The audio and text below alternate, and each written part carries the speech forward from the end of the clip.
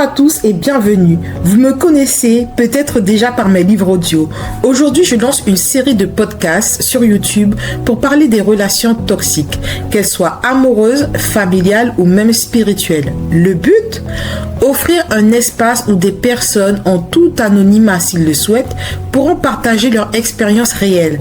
Ces témoignages, on les intégrera dans la continuité de mes livres audio. En entendant des histoires authentiques, vous pourrez mieux vous identifier, comprendre les mécanismes et saisir pourquoi j'écris ces ouvrages.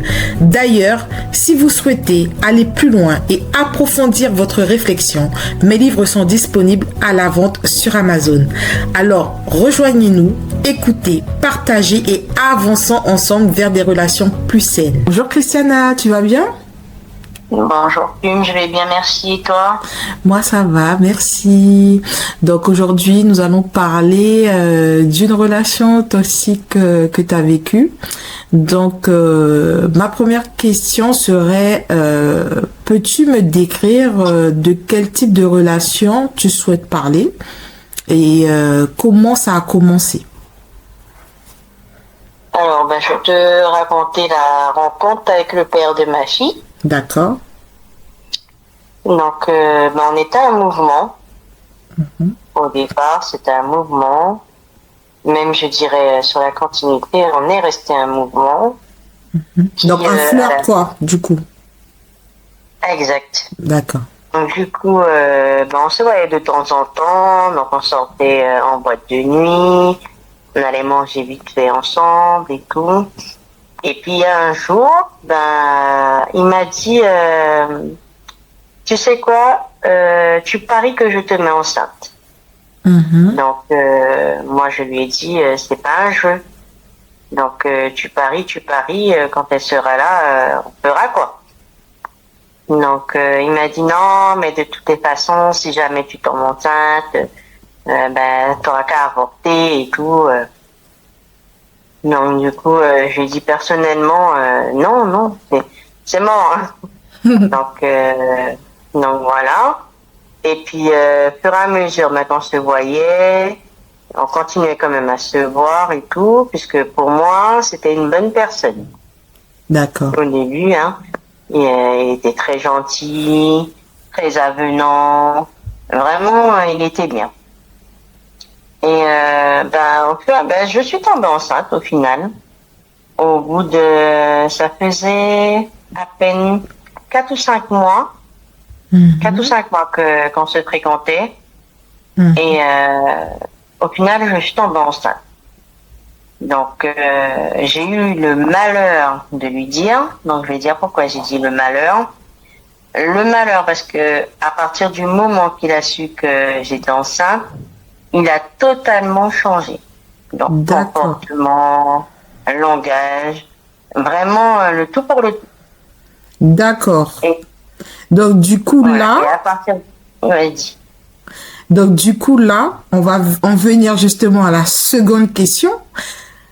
Christiana, quels ont été les premiers signes, même les plus discrets, les signes que peut-être que sur le coup tu ne voyais pas, mais avec du recul, parce que des fois sur le coup on ne voit pas, on ne sait pas, on n'a jamais vécu ça, et avec du recul on se dit ça c'était un signe, c'était un petit signe discret mais j'aurais dû le voir. Et voilà, est-ce que tu peux nous expliquer quels sont ces premiers signes qui t'ont alerté? Premier signe, je sais pas si c'est un premier signe, mais du moins il m'a voltigé sur la porte du voisin. Ah oui. Donc comme pour lui c'était un jeu et que là au final ça devenait réalité. Donc tu étais enceinte pendant qu'il a fait ça? Ah oui. Ah oui. Donc parce que pour lui son but c'était absolument de me faire avorter.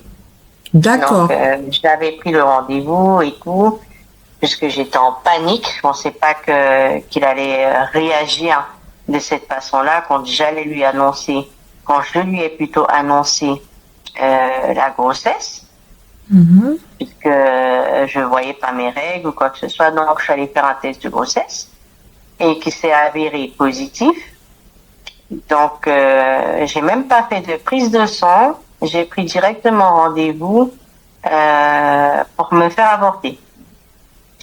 Puisque vu que je m'étais déjà mangé la porte du voisin, donc je savais que plus si je ne le faisais pas, en tout cas, c'était ma mort risquée. D'accord, parce qu'il voulait Donc, à tout prix que tu enlèves l'enfant en fait. Exactement. Il voulait à tout prix que j'avorte. Parce que pour lui, il avait sa situation et qui plus est, il avait une copine à côté, donc que je ne savais pas. Et donc, pour ne pas interrompre cette relation-là, donc pour lui, il fallait à tout prix qu'il n'y ait pas de grossesse. D'accord. Alors que au début, il t'avait dit que il pariait qu'il allait te mettre enceinte. En fait, c'est lui déjà qui, en gros, qui avait voulu, hein, dans un sens. Ah ben oui. D'accord. Donc, Non, parce que je préfère dire ça parce que peut-être nos auditeurs vont peut-être croire que tu as fait exprès de tomber enceinte pour le garder ou quoi. Donc, c'est juste pour qu'on soit clair que il voulait. C'était pas du tout prévu. C'était pas du tout prévu. Hein. On se protégeait, même moi-même je me protégeais. Hein. Je prenais la pilule et tout. Hein. Donc non, c'était vraiment des rapports protégés. Et au final, non, il a réussi son coup. Il a réussi son coup. Et il était fier, hein, quand au tout début, quand je lui ai dit que j'étais enceinte, il était très fier de lui. Donc il m'a dit, bah tu vois, je t'avais dit que je réussirais à te mettre enceinte. Ok, Donc, d'accord. Voilà, donc ça c'était l'étape numéro 1. Sauf que l'étape numéro 2, on va dire que je ne m'y attendais pas à cette suite-là. Donc pour lui, en fait, c'était me mettre enceinte, que j'avorte, et après ça, chaque personne de son côté. Sauf que quand je suis allée à l'hôpital pour faire l'avortement, la dame m'a dit que j'étais à un stade trop avancé et que de prendre rendez-vous directement en sonde-échographie pour pouvoir voir, on va dire, l'état de grossesse. Que je puisse, parce que dans ce cabinet échographie-là, tu pouvais faire les prises de sang et on te donnait ton résultat tout de suite. D'accord. Donc, elle m'a mis en contact avec la personne et j'ai eu le rendez-vous à l'hôpital, c'était à 9h. Et comme le cabinet échographie et le laboratoire étaient à côté, donc j'avais rendez-vous à 10h. Donc, je suis allée au rendez-vous. Quand je suis allée au rendez-vous, donc j'ai fait ma prise de sang. Effectivement, j'étais à 3 mois de grossesse. D'accord. Déjà. Et tout de suite après, elle m'a fait on va dire la première échographie, l'échographie pour voir vraiment les semaines et tout d'aménorrhée. D'accord. Et est-ce que tu as porté plainte et qu'est-ce que tu as ressenti aussi? Voilà, à ce moment-là, quand on t'a annoncé tout ça, je voulais savoir tes ressentis à l'intérieur de toi. Qu'est-ce que tu ressentais et savoir si t'as aussi été porté plainte, quoi, par la suite. Au tout début, j'ai pas porté plainte parce que j'avais tellement peur de lui. D'accord. Que, on va dire, je craignais plus pour ma vie. Oui, normal. Donc, comme c'était quelqu'un qui était très, au final, volte-face et qui était capable de tout. Donc, je me suis dit, porter plainte, non, parce que dès qu'il va le savoir, forcément, il va revenir. Et s'il revient, je vais me manger des coups, c'est sûr. D'accord, je comprends. Donc, et tu te sentais comment? Donc, tu avais plus peur qu'autre chose, quoi. Tu avais plus de peur que de colère ou... Ah oui, mais je vivais dans la peur. D'accord. Mais réellement. Puisque c'était, est-ce que tu as fait, est-ce que tu as avorté? Pourquoi ça prend pourquoi ça prend autant de temps? Je te comprends pas. C'était à Paris, t'étais pas censé le garder. Puisqu'au final, quand j'ai fait l'échographie, donc la dame qui m'a fait faire l'échographie, donc je lui ai dit que c'était pas un avortement. Et comme cette dame-là est contre l'avortement, donc elle m'a fait écouter le cœur du bébé. D'accord. Elle m'a dit non, vous êtes déjà à 3 mois, c'est risqué. franchement, c'est déjà un fœtus et tout, écoutez son cœur. Donc, ça a été une grosse dispute dans le cabinet échographie, puisque moi, je ne voulais absolument pas écouter son cœur et que elle tenait absolument à ce que moi, j'entende que, en fait, c'est plus, on va dire, un embryon, mais un fœtus. D'accord, ok. Donc, quand je suis ressortie de là, j'étais en larmes. La secrétaire, comme elle avait entendu qu'il y avait eu beaucoup de boucans, on va dire, dans la salle, donc elle est venue me voir pour me demander qu'est-ce qui s'était passé. Je lui ai expliqué. Donc, elle est partie voir sa collègue en lui disant que ça ne se faisait pas, que si elle voulait avorter, c'était mon choix et qu'elle n'avait pas à faire ça. Tout à fait. Donc, voilà. Donc, après, ils m'ont demandé est-ce que, du coup, je voulais garder les images ou pas.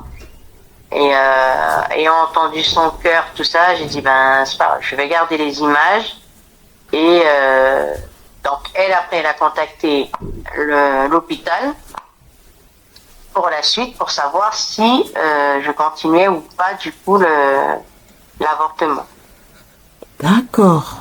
Ah oui. Donc, quand elle a appelé, elle m'a dit, de toute façon, vous savez, vous pouvez réfléchir, prenez le temps, et puis quand vous êtes prête, vous irez à l'hôpital.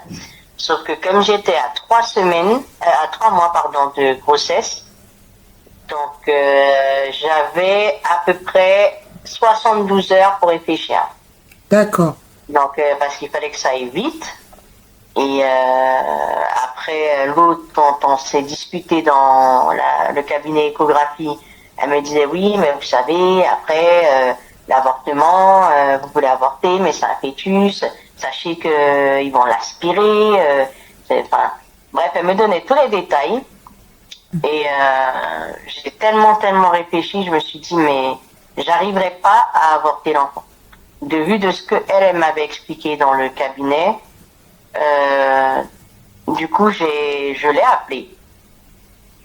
Et je lui ai dit, écoute, je ne pourrai pas avorter. Il a dit, je suis désolée, mais je ne pourrai pas avorter, mais ne t'inquiète pas, cet enfant-là, je l'élèverai seul et je ne reviendrai pas vers toi. D'accord. Sachant que je m'étais mangé la porte, comme j'ai dit, du voisin. Donc, voilà. Après, il m'a dit, oui, attends, je viens dans 1 heure de temps, on se donne rendez-vous là et tout. Donc, effectivement, il est venu, 1 heure de temps après. Donc, on était au centre-ville. Et donc, on passait sur on va dire un petit chemin. Et tout le long de ce chemin-là, je peux te dire que je me suis mangé le mur, les poteaux. J'ai tout pris ce soir-là. Oh là là. Enfin, du moins, ce jour-là. Ça doit être difficile à vivre. Et de là, parce qu'il m'a dit, comme tu ne veux pas avorter, moi, je vais te faire avorter. Donc, c'était ça. Après, j'étais tétanisée. Donc, on continuait après ça, on a marché. Donc, moi, je marchais tout devant, histoire au moins de voir quelqu'un faire un petit signe ou quoi que ce soit. Sauf que c'était impossible. Ah, il te surveillait, c'est pour ça? Ah ouais, tétanisé par la peur. J'ai dit, ah non, c'est mort. Mais... Donc c'est pour ça que j'ai dit, si jamais j'interpelle quelqu'un, sachant que je l'avais déjà vu agresser quelqu'un physiquement, rien que parce que la personne l'avait mal regardé ou quoi que ce soit, et je me suis dit, j'ai pas envie de mettre cette personne-là dans le pétrin.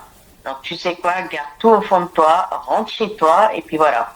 Sauf qu'il m'a suivi jusqu'à la maison. Et pareil, pour rentrer dans la maison, en fait, je passais dans un couloir. Et ce couloir-là, pareil. Ah ouais, mur toute bête, tout dans le ventre.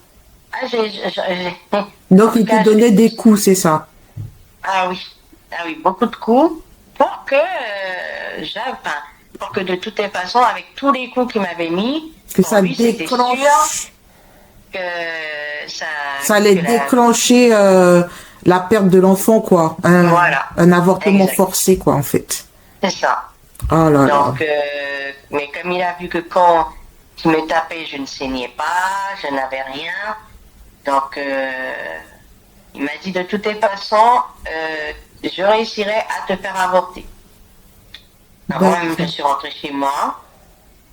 Et quand je suis rentrée chez moi, j'avais mon fils, donc mon plus grand au jour d'aujourd'hui, mon premier. Donc, il fallait que j'aille récupérer l'enfant à l'école. Donc, je suis allée le récupérer.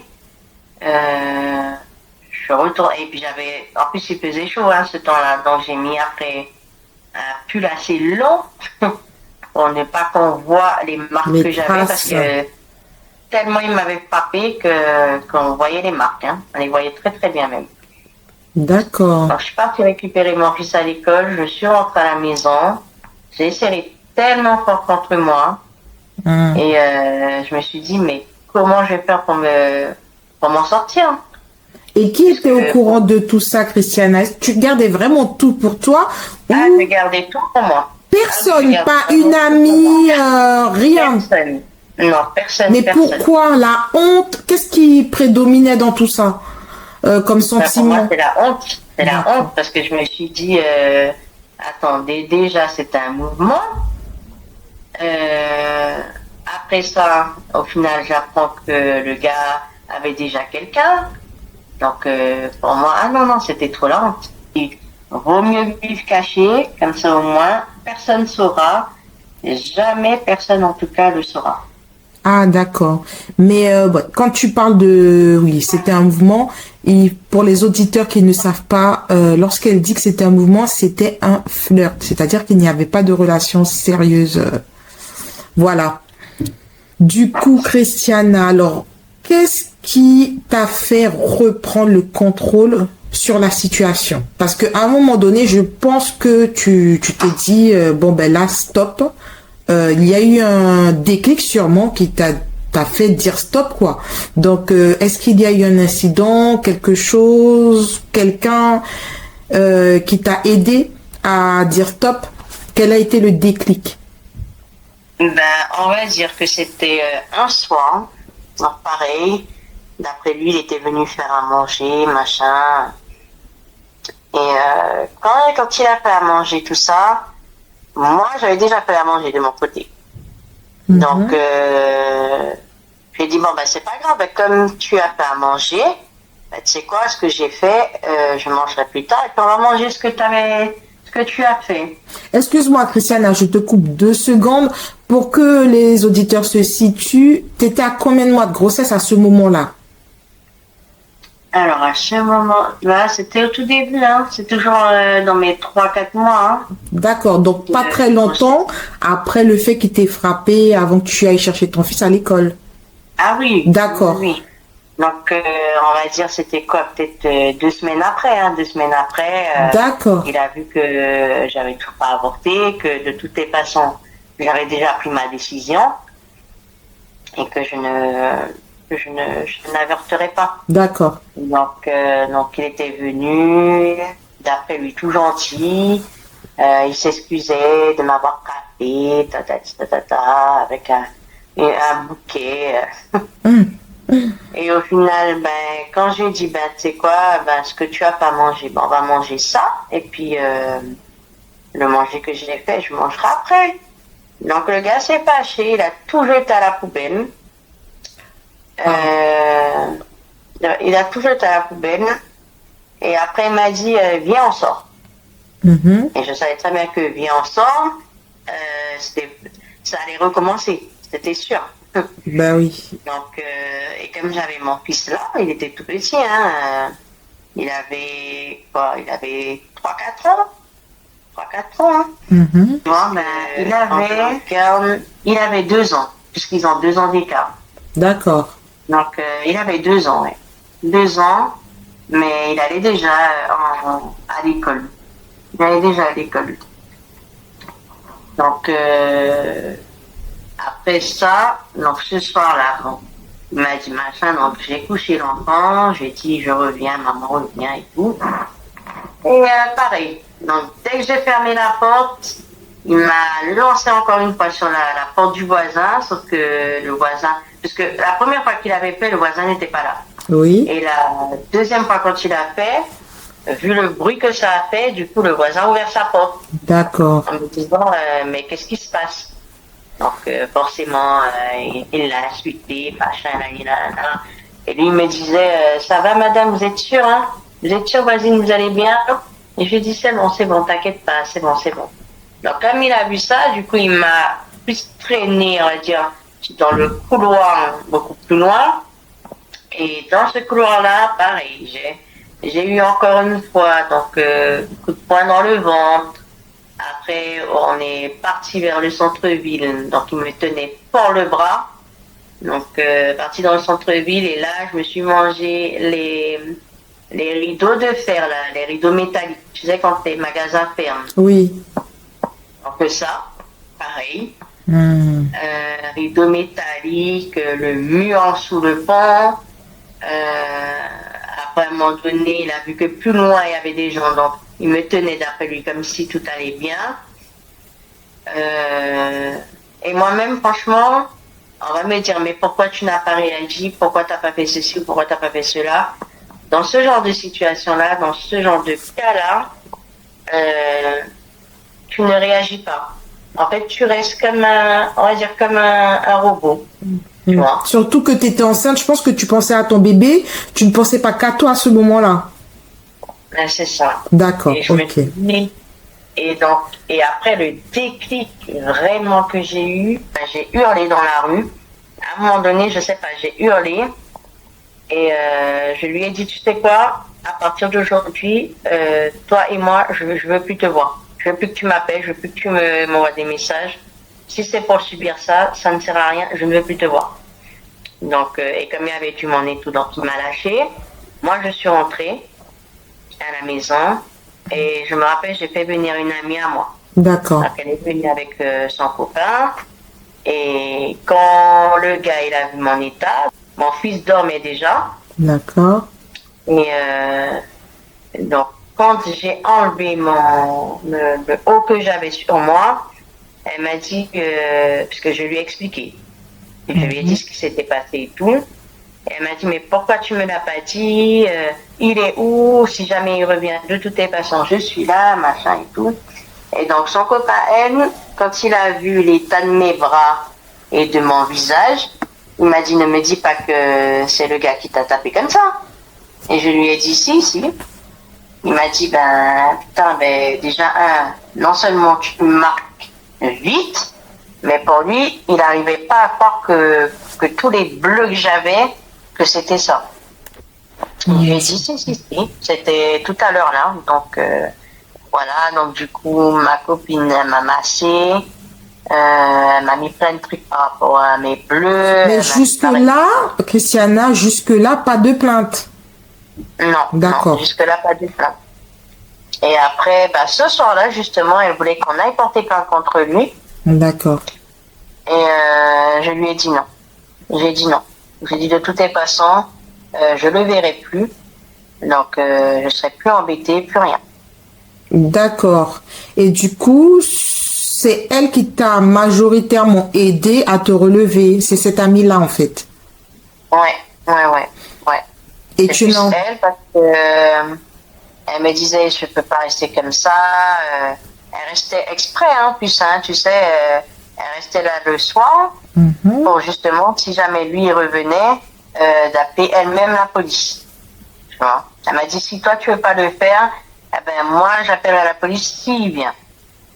Donc du coup elle reste à la maison pendant 2 semaines. Ah oui, quand même, c'est une bonne amie. Oui. Elle reste avec moi 2 semaines. Et puis, pendant ces 2 semaines-là, il n'y avait plus de messages, plus rien. Après, on avait un ami en commun. Donc, ma soeur m'avait dit, va récupérer ça là-bas et tout. Et quand je suis allée là-bas, forcément, je suis tombée sur lui. Donc, il m'a dit, comme il y avait du monde. Donc, il m'a dit, viens, on va parler dans la chambre et tout. Sauf que quand on est parti, soi-disant, parler dans la chambre, là, j'étais à presque 5 mois. Alors, presque on dit que j'étais à presque 5 mois. Donc, j'avais quand même le ventre qui ressortait. Et sachant que moi, je fais des grossesses à risque. Mhm. Donc, et de ce temps-là, j'étais déjà ouverte à 2 doigts. Ah oui. Ouais. Et donc, quand soi-disant, on est parti parler dans la chambre, ah bah alors là, je crois que c'était la pire soirée, je pense, de toute ma vie. Pour moi, ça a duré une éternité. Parce que du coup, il m'avait posé une question et j'ai pas voulu lui répondre. Il m'a dit, ah bon, ah ouais, c'est comme ça. Et du coup, il m'a pris tête en bas. C'est-à-dire qu'il m'a retourné, il me tenait par les pieds, sachant que j'étais enceinte. Donc, j'ai tenu mon ventre pour ne pas que la petite, enfin, pour pas que, en tout cas que le bébé, tu sais, aille plus loin, Oui. parce que j'aurais pu être étouffée par ça. Oui. Et comme j'arrêtais pas de crier dans la chambre, et vu qu'il y avait ses amis dans le salon, donc eux, ils tapaient à la porte en lui disant, mais qu'est-ce qui se passe, qu'est-ce qui se passe? Et donc, il m'a retourné comme ça, il m'a tapé, il m'a remis dans l'autre sens quand il a vu que je répondais plus. Donc, il m'a retourné dans l'autre sens. Donc là, tu étais oui. évanouie, du coup? Ouais. Il m'a dit oui, tu te prends pour qui? Quand je te parle, tu réponds. Enfin, il fallait, en tout cas, c'était lui le maître, on va dire. Toi, tu es juste ta chose et c'est lui ton maître. Donc, tout ce qu'il te dit de faire, tu dois faire et c'est tout. Donc, après, il m'a dit, de toutes les façons, tu as voulu la garder. Ah ben, jusqu'au bout, je vais te faire souffrir. Hein. Jusqu'au bout. Et effectivement, jusqu'au bout, il l'a fait. Et qu'est-ce qui s'est passé par la suite? Tu es allée à l'hôpital à la suite de ça? Ben, à la suite de ça, je suis allée à l'hôpital, puisque du coup, ses copains qui m'entendaient hurler dans la chambre, donc lui a demandé absolument d'ouvrir la chambre. Et vu qu'il m'avait encore tapé au niveau du ventre, là, pour le coup, je saignais. Donc eux-mêmes, ils ont appelé les ambulances. Donc l'ambulance est venue, ils m'ont récupéré, ils m'ont emmené à l'hôpital vers chez moi en plus. Et quand je suis arrivée à l'hôpital, ils m'ont emmené à l'hôpital vers chez son ami. Vers chez son ami. Donc quand je suis arrivée là-bas, et comme il était avec moi, parce qu'il voulait absolument venir, et je faisais signe aux ambulanciers que non, je ne le voulais pas avec moi. Donc, mais il a tellement insisté. Donc, l'ambulancier a dit, bon, ben, allez-y, montez. Arrivé là-bas, donc, quand les médecins ont vu mon état, ils m'ont dit, mais qu'est-ce qui s'est passé? Est-ce que vous pouvez m'expliquer ce qui s'est passé? Et comme il était là, je répondais pas. Donc, le médecin a vu que c'était par rapport à lui, donc il lui a demandé de sortir. Et donc, à partir de ce moment-là, il a commencé à les insulter, à leur dire oui, vous prenez pour qui? Non, je ne sortirai pas. Donc après, le médecin a fait venir la sécurité pour le faire sortir de la salle pour pouvoir parler avec moi. Et avec l'intervention des forces de l'ordre. Donc, quand le médecin après m'a demandé du coup qu'est-ce qui s'est passé, je lui ai expliqué. Il a vu que j'avais des bleus au ventre, donc il m'a dit on va faire rapidement une échographie pour voir si l'enfant a quelque chose ou pas. Et au final c'était je crois une déchirure au niveau du placenta. C'est pour ça que j'avais saigné, mais qui était elle était pas grande. D'accord. Donc, le bébé n'avait rien, quoi. Donc, elle avait rien, ouais. Elle, en tout cas, elle avait rien. Donc, après ça, donc, il m'a dit de porter plainte. Donc, quand les policiers, parce que lui, ils l'ont fait sortir de l'hôpital. Et quand les policiers, du coup, sont venus, ils m'ont posé des questions. Oui, vous voulez porter plainte? À ce moment-là, j'avais porté plainte. Donc, à l'hôpital. Entre-temps, lui-même, il est revenu. Donc, pareil, toujours à même vouloir se battre avec le médecin. Donc, après, le médecin m'a dit, Madame, qu'est-ce que vous voulez faire? Est-ce que vous voulez rentrer avec lui ou est-ce que vous rentrez toute seule? Et j'ai dit, de toutes les façons, même si je rentre toute seule, je sais très bien qu'il va m'attendre devant chez moi. Ah, Donc, oui. Il n'y avait aucune protection mise en place, c'est dingue. Hein? Non, il n'y a aucune protection. Il n'y a rien du tout. Donc, je suis rentrée, je ne sais même plus si je suis rentrée avec lui ou s'il m'attendait déjà devant la porte. Donc, je ne sais plus si je suis rentrée avec lui ou s'il était déjà là. Mais en tout cas, il était là, quoi. Dans les deux cas, tu l'as revu après la sortie de l'hôpital. Exactement. Ah oui. Je l'ai revu après ça. Quand je l'ai revu,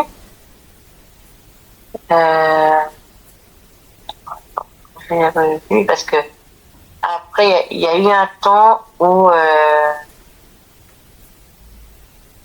je sais même plus quelle parole il m'avait dit et après moi je pense que je le menaçais d'appeler la police. Parce que comme c'était quelqu'un qui était assez connu des policiers au final, puisque c'est ce que j'ai appris à l'hôpital, qu'il était connu des services de police. Et donc quand je lui ai dit ça, il me semble que ce soir-là, il devait revoir sa copine, il me semble. D'accord. Ouais, il devait revoir sa copine. Et puis j'avais laissé, voilà. Je pense qu'il était parti, puisque j'ai laissé un message sur son répondeur pour lui faire comprendre les choses. Sauf que, malheureusement pour lui, et je ne sais pas pourquoi, il y a eu un bug ce jour-là avec Orange. Et en fait, chaque personne qui le contactait avait au lieu qu'il ait son message de répondeur, on va dire, c'est ce message-là qui s'était mis sur son répondeur. Donc, ça veut dire que si tu n'arrivais pas à le joindre, en fait, tu entendais mon message. D'accord. Bizarre quand même. Donc, ouais. Et donc, du coup, et comme sa copine avait essayé de le joindre, et que forcément, quand il y a eu l'étape du répondeur, c'est mon message qui s'est déclenché, forcément, il était vénère. Hein? Ben oui. Donc, il est venu. Il est revenu. Et donc, il cognait tellement fort à la porte, donc du coup, j'ai ouvert. Et je lui ai dit oui. Il m'a dit, ah, t'es contente? Hein, tout le monde a entendu ce que tu m'as dit. Ah, tu as fait exprès de mettre ce message-là sur mon répondeur, que tout le monde puisse entendre. Je lui ai dit, mais de quoi tu parles? Et franchement, j'avais même pas réalisé ça, hein, parce que pour moi, j'ai laissé un message sur son répondeur, mais je ne pensais pas que ce message-là, quand les gens l'appellent et que ça décroche pas, qu'ils l'entendent en fait. Tout à fait, ouais. Et il m'a dit, ah bon, tu veux pas quoi? Donc, il m'a fait l'appeler sans que lui décroche. Et effectivement, quand je l'ai appelé et qu'il décrochait pas, c'est mon message qu'on entendait. D'accord. Donc, j'ai eu un fou rire. Et je pense que ça a été le fou rire de trop. Mais c'était un fou rire nerveux, du coup. Ah oui. Et donc, du coup, quand j'ai eu ce fou rire-là, je me suis mangé un pain dans la gueule. Je me suis mangé un coup de poing au visage. D'accord. Et ça m'a tellement résonné, en fait, que je suis tombée par terre. Et après, je me souviens même plus de la suite. Ah, franchement, oui. je me souviens pas, parce que ça a été, on va dire, tellement violent Un trou noir. Je me rappelle pas. D'accord. Et du coup, Christiana, du coup, après l'accouchement, qu'est-ce qui s'est passé là? Du coup, comme il n'a pas réussi à te faire enlever l'enfant, à avorter ou à te faire perdre l'enfant, qu'est-ce qui s'est passé quand l'enfant était là? Déjà, puisqu'elle est venue 1 mois et demi avant la date présumée. Oui. puisqu'il m'avait donné tellement de coups qu'au final, et comme j'étais déjà ouverte à 2 doigts à 4 mois, eh ben, à mes 8 mois, j'étais ouverte déjà à 4 doigts. D'accord. Donc, elle est arrivée, même pas à 8 mois, hein, puisque ça fait 7 mois et demi, exactement.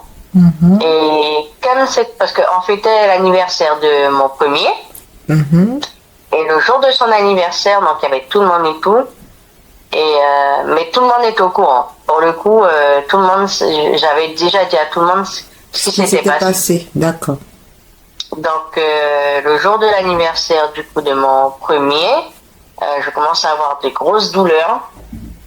Et je me suis dit, ah non mais non, attends, faut que je fête l'anniversaire de l'enfant et tout. Et il y avait le père, parce que c'est 2 papas différents, donc il y avait le père du premier qui était là, ce soir-là. Oui. Donc, il m'a dit, tu sais quoi, je t'emmène à l'hôpital. Et j'ai dit, non, moi je veux absolument fêter l'anniversaire de mon fils, ça va pas arriver maintenant et tout. Et vu comment je m'agrippais, donc il m'a emmené à l'hôpital. Donc le père de mon premier enfant. Oui. Il m'a emmené à l'hôpital puisque faut savoir que de 6 mois, ouais, on va dire pendant du 5e mois de grossesse, donc 5 mois et demi de grossesse jusqu'à la fin de ma grossesse, je n'avais plus eu de ces nouvelles. D'accord, ok. Donc il y avait déjà un soulagement, d'accord. Oui. J'avais vraiment plus eu de ces nouvelles. Et donc quand c'était le jour J, on va dire, donc j'ai demandé à ma mère de venir quand même avec moi. Donc ma mère est venue avec moi et avec le père de mon premier. Et quand on était en salle d'accouchement, je lui ai dit, maman, comme c'est le père quand même de l'enfant, je vais essayer de le joindre pour lui dire que j'avais accouché. D'accord. Je ne sais pas si au fond de moi, j'espérais que la personne change le fait de savoir que j'allais accoucher ou quoi que ce soit, mais pour moi, il était important qu'il sache au moins que j'allais accoucher. Normal. Donc je l'ai appelé, rien du tout, ça sonnait dans le vide. J'ai appelé l'ami qu'on avait en commun pour lui dire ça. Pareil, ça sonnait dans le vide. Donc j'ai laissé un message sur le répondeur de son ami pour lui dire que voilà, je suis sur le point d'accoucher, au cas où, voilà, qu'il puisse prévenir le gars en question. Donc ma mère m'a dit, mais pourquoi tu fais ça? Regarde ce que le gars t'a fait et tout, et toi tu le contactes quand même. Et je lui ai dit, maman, c'est juste au moins pour lui dire que je vais accoucher, mais de toutes les façons, il m'a bien fait comprendre tout le long de ma grossesse qu'il n'en avait rien à faire de l'enfant. Tout à fait. Donc pour moi, je le prévenais, mais il n'y aurait rien eu d'autre. Donc au final, j'ai accouché, donc avec ma mère, parce que c'est ma mère qui était présente ce jour-là, donc j'ai accouché et tout. Et quand après, tu sais, tu restes 1 heure en salle de naissance et après on te monte en chambre. Donc j'étais en chambre et tout. Et le lendemain matin, j'étais surprise puisqu'il est venu. Mais alors, comme si, on va dire que tout ce qui s'était passé avant avait été oublié. Ah oui. Et donc il est venu et tout, puisque quand je me suis réveillée, il était là vers la petite. Donc il m'a dit oui, merci d'avoir fait mon enfant. Voilà, ce qui s'est passé, c'est passé. Mais en tout cas, je te remercie. Il m'a même fait un bisou sur le front. Et toi, tu te sentais comment là, quand il t'a fait tout ça, il t'a dit tout ça? T'étais contente ou quand même en colère contre lui? Ah non, j'étais en colère. D'accord. J'étais en colère parce que pour moi, c'est comme si qu'il avait balayé quelque chose, alors que ce qu'il avait fait, c'était grave. Oui, d'accord, ok. Ouais.